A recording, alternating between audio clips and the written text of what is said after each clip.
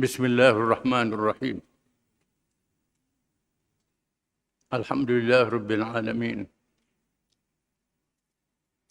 الرحمن الرحيم مالك يوم الدين إياك نعبد وإياك نستعين اهدنا الصراط المستقيم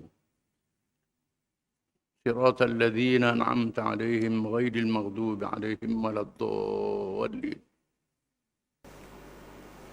والصلاة والسلام على رسول الله وعلى آله وصحبه ومن تبعه ونصره ووالاه.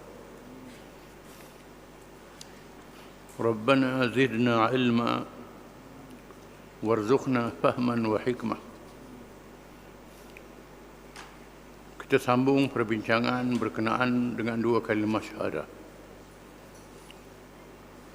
Beberapa masalah berhubung dengan mengucap dua kalimah syahadah. Menurut risalah Al-Imla, terdapat 4 jenis manusia yang mempunyai masalah ketika mengucap dua kalimah syahadah. Yang pertama, orang yang berucap dengan kalimah tauhid, yakni dua kalimah syahadah, dan menyaksikan kerasulan Nabi Muhammad sallallahu alaihi wasallam. Kemudian dia tidak berikhlas, tidak beriktikad, tidak percaya dengan apa yang diucapkan. Mulut saja berucap, hati tak percaya. Tanpa pengetahuan, jahil dan tidak tergambar di fikirannya dari segi sah atau tidak ucapannya itu, benar atau dosa, betul atau salah, kerana dia tidak mengambil berat untuk mengkajinya, tidak mahu membebankan diri dengan tanggungjawab. Kalau dia mengetahuinya, orang yang ambil jalan mudah saja, akan mengucap begitu saja. Percaya tak percaya tak tahu. Kalau tidak beriltizam dengan dua kalimah syahadah itu, rehatlah badan. Tak payah sembahyang, tak payah apa, rehat, pasal rehat. Lalu bergelomanglah hidupnya dengan kelalatan, tanpa batas lagi. Ikut hawa nafsu je, mucap-mucap. Lalu dia tanya, apakah maksudmu? Dia akan berkata, saya seperti orang lain juga. Saya macam orang lain lah, saya mengucap dah. Inilah barangkali yang disebutkan oleh Rasulullah sallallahu alaihi wasallam, wa in kana munafiqan فقال سمعت الناس يقولون فقلت مثله لا أدري فيقولان قد كنا نعلم أنك تقول ذلك. وفي رواية لأبي داود فينادي مناد من السماء أن قد كذب عبدي فأفرشوه في النار وافتحوا له بابا من النار. Rawahul Bukhari wa Muslim wa Tirmidzi wa Abu Dawud. Maksudnya, dan jika si mati itu seorang munafik, seorang yang berpura-pura Islamnya, pura-pura mengucap dua kalimah syahadah, ia menjawab soalan malaikat di dalam kuburnya dengan berkata, aku mendengar orang ramai berkata begitu, maka aku pun berkatalah seperti mereka. Bila malaikat tanya, man rabbuk, siapa Tuhanmu? Wa man nabiyyuk, siapa nabimu? Man rabbuk, man bukan ma. Ada orang kata ma tu salah. Ma tu barang, kayu, batu. Man rabbuk wa man nabiyyuk. Siapa Tuhanmu? Siapa nabimu? Maka aku pun, orang ramai berkata begitu, maka aku pun berkatalah seperti mereka. Aku tidak tahu sama ada benar atau tidak. Aku tak tahu betul ke salah. Lalu kedua-dua malaikat itu berkata, memang kami tahu engkau berkata demikian. Menurut riwayat Abu Daud, lalu diseru oleh penyeru dari langit, sesungguhnya orang itu berdusta, maka bentangkanlah kepadanya satu hamparan dari neraka dan pakaikan dia pakaian dari neraka, serta bukakan untuknya pintu neraka.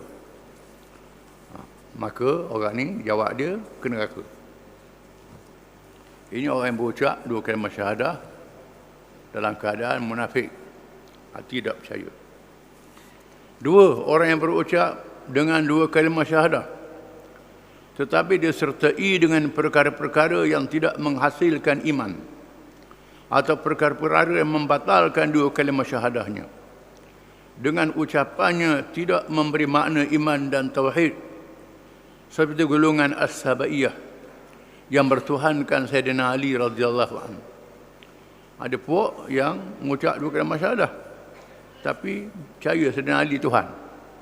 Puak-puak Sabaiyah, Sayyidina Ali Tuhan. Satu puak. Bahkan terdapat di kalangan orang-orang yang murtad selepas wafatnya Rasulullah SAW mereka mengucap dua kalimah syahadah. Dia sampai itu mempercayai juga kepada Musailamatul Kadzdzab dan Tulaihah sebagai Nabi. Percaya Muhammad Rasulullah. Dan Musailamatul Kadzdzab Rasulullah juga.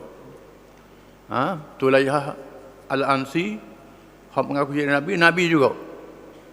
Muhammad pun percaya, Nabi lain hak bohong pun dia percaya. Sesungguhnya mereka itu diperangi oleh para sahabat radhiyallahu anhum. Para sahabat memerangi mereka. Perang mereka. Walaupun mengucap dua kalimah syahadah. Termasuklah satu kumpulan bila Khalid bin Walid nak pergi serang, kita akan baca dalam kisah zaman Sayyidina Abu Bakar. Nak pergi serang, Khalid bin Walid nak pergi serang, dengar bang subuh. Mayat subuh, bang subuh. Bila dengar bang subuh, tak tegang nak serang. Lalu Khalid bin Walid tarik tentera berundur balik ke Madinah. Beritahu nak serang macam mana? Bang, mayat subuh. Lalu Kak pergi jumpa Sayyidina Umar. Sayyidina Umar bawa temu Abu Bakar. Mereka ni bang subuh. Cuma mereka kata zakat tak wajib. Zakat tak wajib zakat. Tak wajib zakat. Abu Bakar pegang nyagut Sayyidina Umar. Ajabarun fil jahiliyah, jabanun fil Islam. Mu ni masa jahiliyah samsing. Masa Islam penakut, kata Abu Bakar. Tidakkah mereka menafikan rukun Islam? Menafikan rukun yang diwajibkan oleh Allah. Serang dia. Aku akan serang mereka walaupun mereka tak keluar zakat yang harganya macam tali unta. Harga murah macam tali unta. Dia kata tak wajib, aku akan serang dia. Abu Bakar kata. Lalu dia serang. Ini mereka yang mengucap dua kalimah syahadah membatalkan dua kalimah syahadahnya. Demikian juga dengan orang-orang menganut ideologi moden di zaman kita ini, dengan tegah pula menolak Islam atau menghinanya. Yang menganut fahaman komunis, sosialis, kapitalis, mengatakan komunis lebih baik pada Islam, sosialis baik pada Islam. Islam ni tak ada, mereka ni tak ada. Kita ikut komunis lah. Islam ni tak ada, tadbir negara tak ada, ikut kapitalis lah. Islam tak sesuai zaman learning. Islam tak layak zaman ni. Termasuklah ni. Termasuk. Mengucap dua kalimah syahadah. Semayang. Tetapi membatalkan dua kalimah syahadahnya dengan menolak hukum-hukum Islam.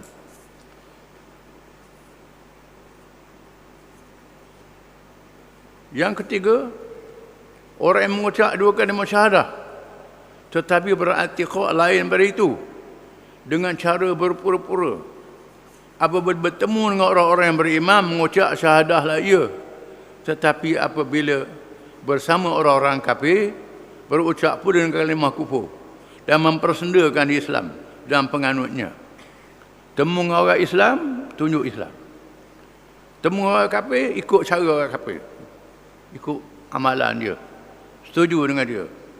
Mereka itulah orang-orang munafik yang dipermanenkan oleh Allah dalam Al-Quran وإذا لقوا الذين آمنوا قالوا آمنا وإذا خلوا إلى شياطينهم قالوا إنا معكم إنما نحن مستهزئون الله يستهزئ بهم ويمدهم في طغيانهم يعمهون.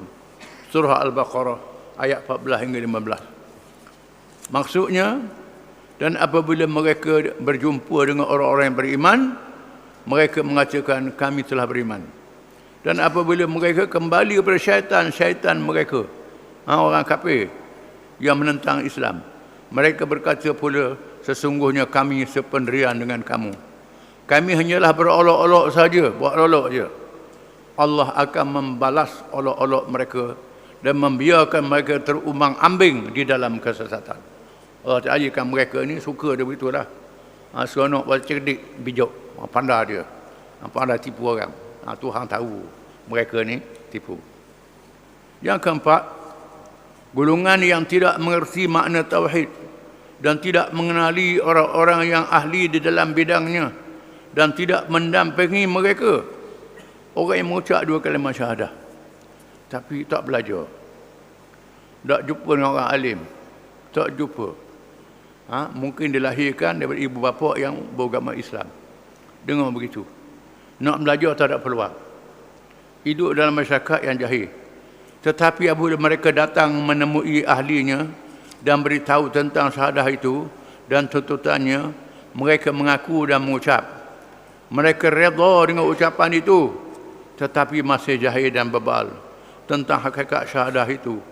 Orang yang seperti ini kita mengharapkan Allah memberi rahmat pada mereka dan tidak harus bagi kita menghukumkan mereka dengan kafir dan neraka, kerana terdapat orang-orang yang diberi syafaat pada hari kiamat itu, orang-orang yang masih mempunyai syahadah walaupun bergelomang dengan dosa. Rasulullah SAW telah bersabda, innallaha sayukhallisu rajulan min ummati ala ru'usil khalaiqi yawmal qiyamati fayunsharu alaihi 99 sijillan kulla sijillin mithla maddil basar thumma yaqulu ya rab fayaqulu afalaka udhrun aw hasanah fayaqulu la ya rab fayaqulu bala inna laka indana hasanah wa innahu la zulma alayka al-yawm فتخرج له بطاقة فيها أشهد أن لا إله إلا الله وأشهد أن محمدا عبده ورسوله فيقول احضر وزنك فيقول ما هذه البطاقة مع هذه السجلات فقال فإنك لا تظلم قال فتوضع السجلات في كفة فطاشت السجلات وثقلت البطاقة ولا يثقل مع اسم الله شيء رواه أحمد الترمذي وابن ماجه. Maksudnya Nabi menceritakan, sesungguhnya Allah akan memberi keistimewaan kepada seseorang dari kalangan umatku dengan memanggilnya di hadapan khalayak yang ramai pada hari kiamat. Ada seorang daripada umat aku, jenis bukan seorang dua orang lah, daripada umat aku, dipanggil, dibicara pada hari kiamat, serta membentangkan kepadanya 99 gulung suratan amalnya, amal jahat. Tiap-tiap satu gulung panjang sejauh mata memandang, penuh dosa. Surah amalan dosa sayup mata memandang, penuh dosa. Kemudian Tuhan bertanya kepada orang itu, adakah engkau hendak menafikan sesuatu dari apa yang ada di dalam suratan ini? Mu nak nafi ke hak ada dalam surat ni?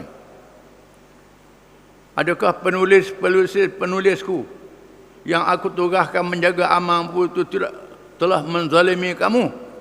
Ke malaikat tulis dah betul. Tuhan tanya dia, takutmu dizalimi oleh malaikat? Malaikat aku tulis dah betul. Orang itu menjawab, tidak wahai Tuhanku, tidak wahai Tuhanku, betul lah ini. Saya jahat sungguh. Dia mengaku depan Tuhan, saya jahat sungguh. Tuhan bertanya lagi, kalau demikian maka adakah engkau mempunyai sebarang alasan atau kebaikan untuk engkau melepaskan diri? Adakah alasan nak lepas diri? Takut adalah membuat apa-apa Ia menjawab, tidak ada juga wahai Tuhanku, tak ada. Tak ada apa-apa pada saya melakukan dosa ni. Tuhan bertanya lagi, kalau demikian maka adakah engkau mempunyai sebarang alasan atau kebaikan untuk engkau melepaskan diri? Takut adalah membuat apa-apa kebaikan untuk selamatkan dirimu. Ia menjawab, tidak ada juga wahai Tuhanku. Tak ada. Tuhan berfirman, ia ada. Sebenarnya engkau ada mempunyai satu kebaikan yang tersimpan pada kami. Ada satu kebaikan yang aku simpan. Dan sebenarnya engkau tidak akan menanggung sebarang kezaliman pada hari ini. Tuhan kata, kau tidak akan dizalimi pada hari ini. Lalu dikeluarkan untuknya satu kertas kecil yang bertulis padanya, asyhadu an la ilaha illallah wa asyhadu anna Muhammadan abduhu wa rasuluh. Kertas kecil je. Ada tulis 2 kalimah syahadah. Dia mengaku dia orang Islam. Mengaku umat Muhammad. Tapi tak buat amal apa kerana kejahilannya. Maka Tuhan berfirman kepadanya, pergilah hadir melihat timbangan amalmu. Pergi timbang amalmu. Bawa surat ketiknya, kertas kecil ini. Lalu ia berkata, ya Tuhanku, apakah nilainya kertas yang secebih ini berbanding dengan suratan jahat amalku yang bergulung-gulung itu? Nak buat apa Tuhanku? Surat kecil ini nak timbang dengan amal jahat saya gulung-gulung banyak, segulung sayup mata memandang. Maka Tuhan berfirman kepadanya, walau bagaimanapun engkau tidak akan dizalimi sekali-kali. Engkau tidak dizalimi. Pergi. Sabda Nabi SAW bersabda lagi. Kemudian suratan amal yang bergulung-gulung itu diletakkan pada sebelah daun neraca. Dan kertas kecilnya diletakkan pada daun neraca yang sebelah lagi. Lalu suratan amal buruknya itu terangkat ringan dengan kertas kecil yang secebih itu. Berat menurun. Kerana tidak ada suatu benda pun boleh menjadi berat berbanding apa yang mengandungi nama Allah. Tak ada satu benda yang boleh banding dengan kalimah Allah.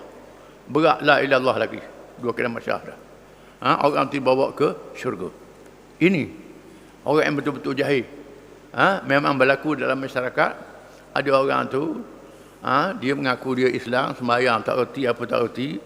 Tapi kalau orang ini Islam, jaga dia. Jaga. Tak boleh awak hina Islam.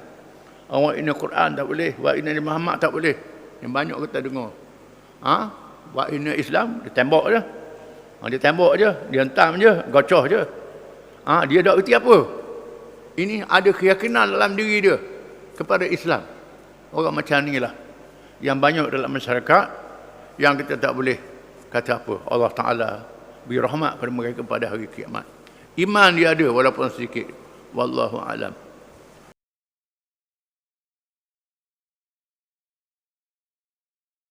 Bismillahirrahmanirrahim. Rasulullah SAW tidak berwasiat menentukan siapa penggantinya. Tidak ada hadis yang sahih yang diriwayatkan Nabi berwasiat kalau dia mati ganti orang ni jadi pemimpin. Tak ada hadis yang sahih. Kalau ada hadis yang dhaif, ada yang lemah, yang kalau Nabi memuliakan sahabat-sahabatnya, tidak memberi makna yang totok, Nabi suruh ganti dia.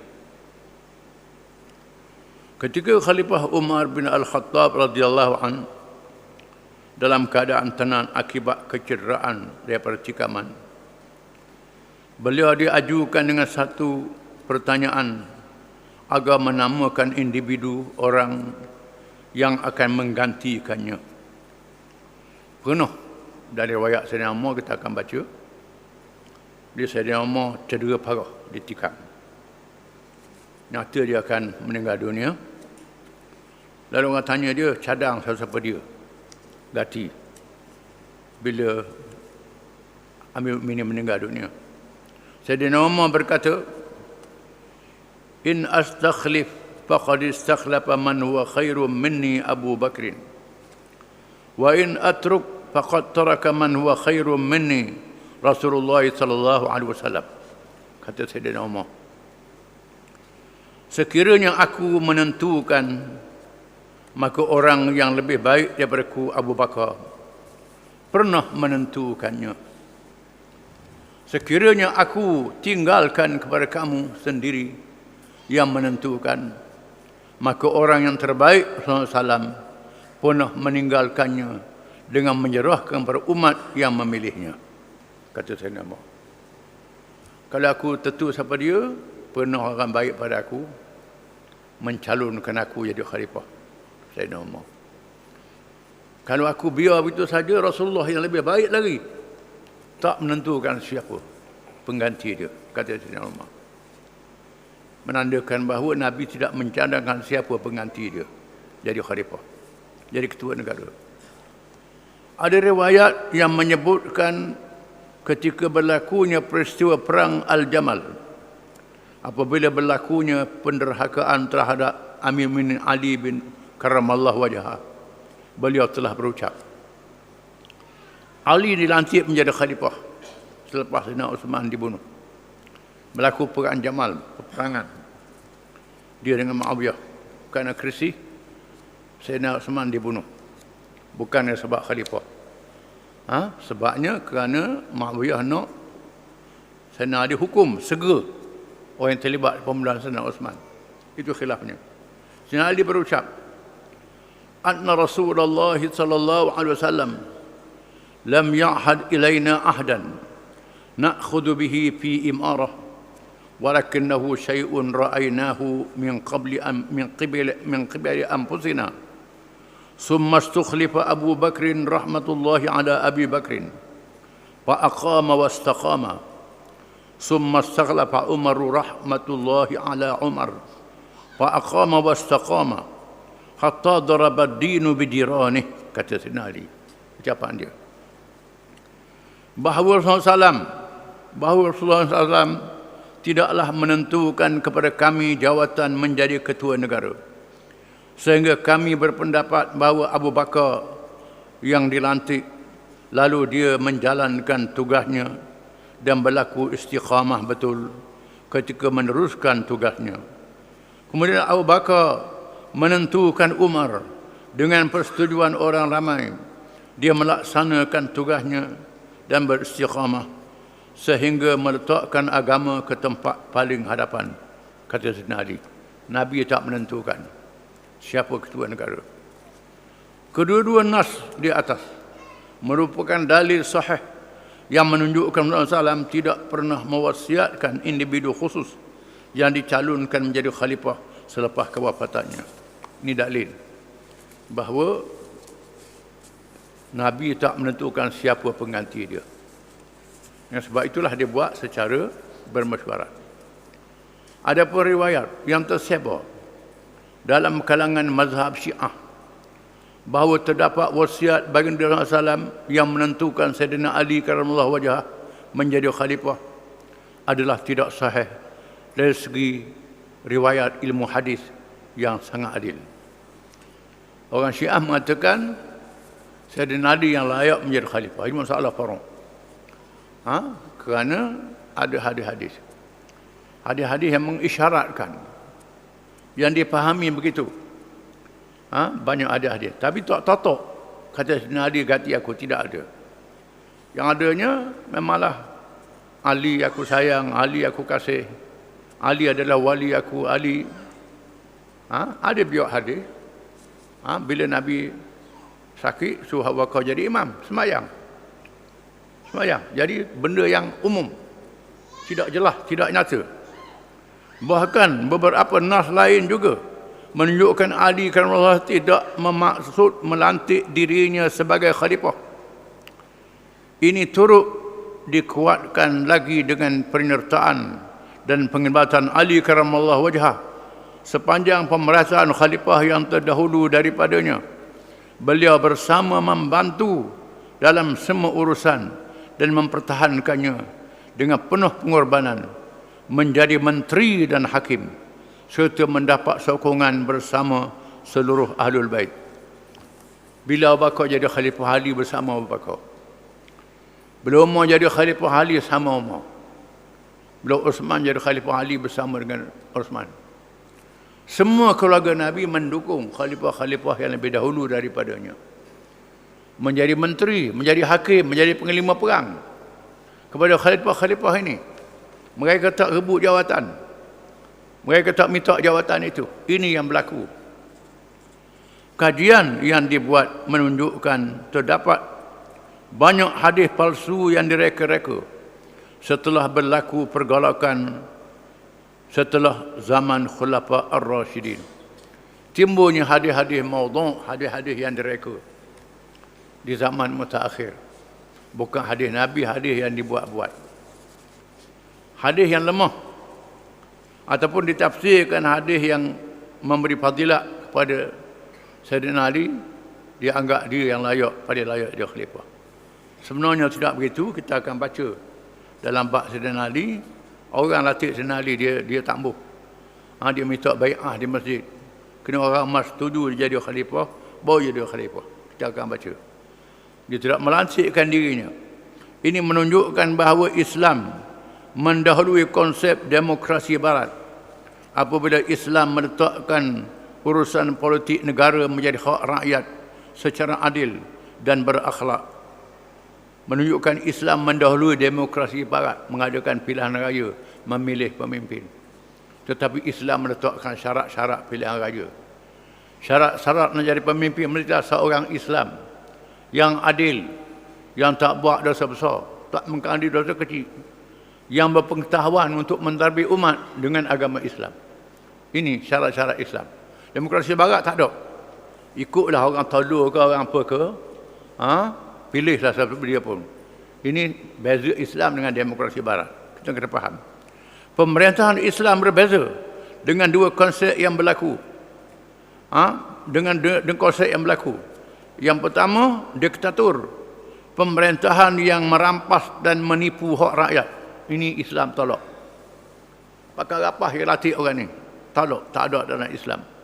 Tipu rakyat dengan duit, dengan rasuah, dengan apa. Ini tak ada dalam Islam. Tak boleh, haram. Orang yang dilantik itu haram, orang yang terima sokong pun haram juga. Bertanggungjawab pada hari kiamat. Kerana dia kena pitih. Kita kena sedar hari kiamat akan dibicarakan. Mulatik pemimpin pasal apa dia beri pitih ke saya. Mulatik dia pasal apa? Kerana dia buat baik. Ini bukan cara Islam. Ini akan ditanya pada hari kiamat kelak. Yang kedua, teokrasi, pemerintahan yang memberikan kuasa mutlak kepada golongan agama. Teokrasi ini pemerintahan sami-sami dan padri-padri, tak ada dalam Islam. Pahaman suci kepada padri dan sami tak ada dalam Islam. Ini ditolak. Tiga, Islam pemerintahan yang telah menjadi pusaka warisan keluarga atau bertuhankan akal manusia. Islam tolak pahaman-pahaman ini. Sejarah telah membuktikan pendekatan Islam yang berasaskan akidah, syariat dan akhlak menjadikannya lebih baik daripada demokrasi barat. Islam lebih baik daripada semua pahaman-pahaman rekaan manusia. Walaupun amalan demokrasi moden dipengaruhi oleh fiqh politik Islam, ia telah disekularkan apabila politik dipisahkan daripada agama. Walaupun orang barat beraya daripada Islam, ada pilihan raya, tapi pilihan raya dia tak ada dosa pahala. Kita orang Islam ada dosa pahala. Ada perhitungan dosa dan pahala. Dia tak ada. Kerana dia politik suku, agama suku. Kita Islam ni politik sebahagian daripada agama. Akan ditanya pada hari kiamat. Beza kita dengan pahaman-pahaman lain. Kesannya, rakyat pula menjadi mangsa melalui pelbagai cara penipuan dan rasuah. Inilah akibat tidak beriman kepada balasan hari kiamat dan tidak wujud di dalam cara hidup mereka konsep perhitungan soal dosa dan pahala, kerana kepercayaan agama tidak wujud dalam kegiatan politik sekular. Sekular ni tak ada agama. Agama ni buat sembahyang haji umrah je. Buat pengetahuan negara tak ada. Tak kait agama, ikut suka kita lah. Ini pahaman yang ditolak oleh Islam. Maka amanah politik menjadi rebutan untuk mengejar kemewahan dunia. Ini berlaku dalam demokrasi, dalam politik barat, dalam politik orang bukan Islam. Kita Islam tidak. Peristiwa Saqifah Bani Sa'idah, ini kita akan baca. Bagaimana pilih Abu Bakar radhiyallahu anhu. Wallahu alam.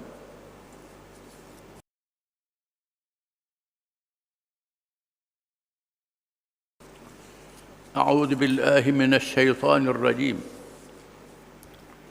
يا أيها الذين آمنوا لا تكونوا كالذين كفروا وقالوا لإخوانهم إذا ضربوا في الأرض أو كانوا غزا لو كانوا عندنا ما ماتوا وما قتلوا يجعل الله ذلك حسرة في قلوبهم والله يحيي ويميت والله بما تعملون بصير ولئن قتلتم في سبيل الله أو متم لمغفرة من الله ورحمة خير مما يجمعون ولئن متم أو قتلتم لإلى الله تحشرون.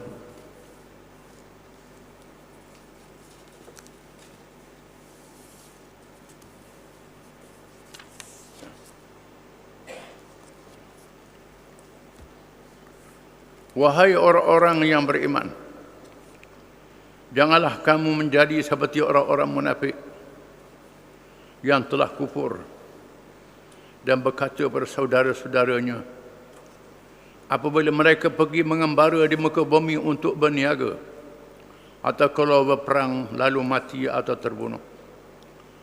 Lalu kalau mereka tinggal bersama-sama kita, tentulah mereka tidak mati dan tidak terbunuh. Apa yang mereka katakan itu tidak ada faedahnya, bukan akibatnya, menjadikan kesan perkataan dan itu mereka yang demikian itu penyesalan dalam hati mereka.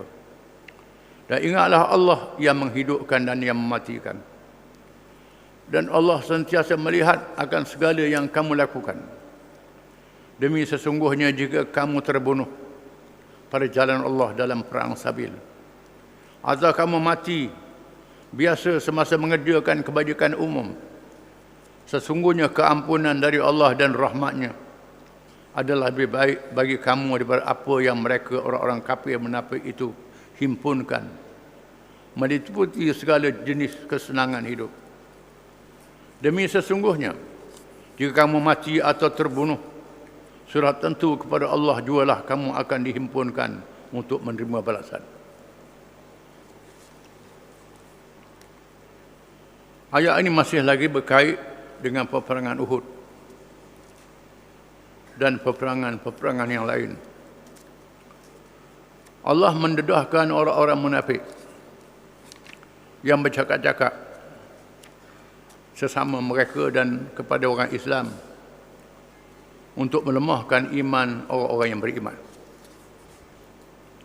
Ya ayyuhalladzina amanu, wahai orang-orang yang beriman, la takunu kalladzina kafaru, jangan kamu jadi seperti orang-orang yang kafir atau orang munafik yang berpura-pura Islam. Wa qalu li ikhwanihim, dan mereka berkata kepada saudara-saudara mereka yang Islam, idza darabu fil ardi, apabila kamu keluar musafir jauh kerana berniaga, menuntut ilmu dan sebagainya. Kerana orang Islam ni membahagikan tugas. Sebahagian mereka cari duit, cari harta untuk sumbangan, untuk nafkah, untuk menegakkan agama, keluarga dan sebagainya. Menuntut ilmu. Aw kanu ghuzzan, sebahagian mereka keluar berperang, keluar berjuang. Law kanu indana ma matu wa ma qutilu, kalau mereka tak keluar, mereka tak mati dan tak dibunuh, kata orang kafir. Bila berlaku kematian, kalau duduk di rumah macam kita tak mati. Duduk di rumah macam kita taklah dia bunuh. Selamat duduk di rumah. Tak ada pasal-pasal kena bunuh. Pergi perang. Tak ada pasal-pasal pergi musafir jauh-jauh cari harta, mati di negeri orang. Tak ada pasal-pasal. Mereka mempermain-mainkan orang yang beriman, yang menegakkan agama mereka, menegakkan Islam dan negaranya. Liyaj'al Allah dzalika hasratan fi qulubihim, Allah Ta'ala jadikan penyesalan di dalam hati-hati mereka. Bila mati baru tahu. Bila hari kiamat baru tahu. Mereka orang yang rugi serugi-ruginya. Kerana tak bersama dengan Islam. Rasa selamat, rasa cerdik, rasa bejak, rupanya bodoh. Terpengaruh dengan dunia. Wallahu yuhyi wa yumit. Allah yang menghidup dan mematikan. Jangan takut. Bukan pendek umur dengan sebab keluar tinggal kapung. Bukan pendek umur dengan sebab berperang. Yang menentukan mati ajal seseorang Allah Ta'ala. Di sinilah orang Islam bila berdepan dengan musuh diharamkan berundur. Diharamkan berundur. Berundur dosa besar. Lawan walaupun jumlah orang Islam tak ramai. Lawan sama ada mati syahid ataupun menang. Kecuali berundur kerana helah peperangan. Itu dibenarkan. Berundur kerana taktik, kerana strategi. Untuk mengelulukan musuh. Ataupun untuk mendapat bantuan menyambung perjuangan lagi. Itu tak salah. Kalau berundur lari, ini dosa besar. Dosa besar dalam Islam. Termasuk dosa besar. Kerana orang Islam kena percaya bahawa perjuangan dia menegakkan agama pahalanya besar, janji Allah adalah benar. Janji Allah adalah benar. Kelebihannya benar. Ada pun orang munafik dia tak percaya. Dengan sebab itulah dia kata, kalau duduk sama-sama kita tak mati kena bunuh. Duduk sama-sama kita tak mati di negeri orang, tak mati berdagang. Wallahu bima ta'maluna basir. Dan Allah dengan apa yang kamu amal, yang kamu buat, Maha melihat. Allah Ta'ala melihat apa yang kamu buat. Seterusnya Allah mengatakan, wala in qatiltum fi sabilillah aw muttum la maghfiratun minallahi wa rahmatun khairum mimma yajma'un. Dan jika sekiranya kamu dibunuh kerana berjuang untuk menegakkan agama Allah, aw muttum ataupun kamu mati biasa sakit kerana kamu dalam perjuangan ataupun kamu cari harta untuk menegakkan Islam, untuk nafkah anak isteri, untuk tolong masyarakat, untuk tunaikan fardu kifayah, keperluan masyarakat umum, kamu musafir aw muttum la maghfiratun minallah, keampunan daripada Allah. Mati dapat keampunan daripada Allah. Wa rahmatun, dan rahmat. Rahmat. Harta yang ditinggal jadi berkat untuk keluarga yang ditinggalkan. Ada berkat. Berkat dengan makna harta bawa kebaikan. Kalau tak ada berkat, tak ada kebaikan. Tinggal harta saja, tak ada apa-apa kebaikan. Itu tak ada berkat. Khairum mimma yajma'un, lebih baik daripada apa yang kamu kumpulkan di atas dunia. Di mana rahmat Allah, keampunan selepas kamu mati, ini lebih penting daripada harta itu lagi. Dengan sebab itu jangan takut keluar cari rezeki, takut mati. Jangan takut keluar berjuang untuk menegakkan agama Allah, takut mati. Jangan takut. Kerana rahmat dan kurnia Allah, keampunan lebih besar daripada segala-galanya. Diulang lagi. Wala in muttum, jika sekiranya kamu mati, au qutiltum, atau kamu dibunuh di medan perjuangan menegakkan Islam. La ilallahi tuhsyarun. Tidakkah kepada Allah kamu akan dihimpunkan? Kamu akan dibicarakan kepada Allah pada hari kiamat. Dibicara. Pasal apa mu keluar ni? Kerana berjuang menegakkan agama. Pasal apa mu keluar ni? Sampai mati. Kerana nak tunaikan kewajipan nafkah anak isteri untuk kemudahan-kemudahan masyarakat. Kerana apa? Boleh jawab. Tetapi orang duduk saja di rumah, pasal apa mu duduk saja di rumah, takut mati? Mati juga. Mati juga. Tak gerak duduk di rumah, mati juga. Jangan takut. Keluar rumah kerana cari rezeki, keluar rumah kerana berjuang menegakkan agama, jangan takut. Kita menunaikan perkara disuruh oleh Allah Ta'ala. Pahala dapat, rahmat dapat, dan boleh jawab pada hari kiamat di padang mahsyar. Boleh jawab. Mengapa? Tapi orang tak tunai tanggungjawab, tak boleh jawab pada hari kiamat. Wallahu alam.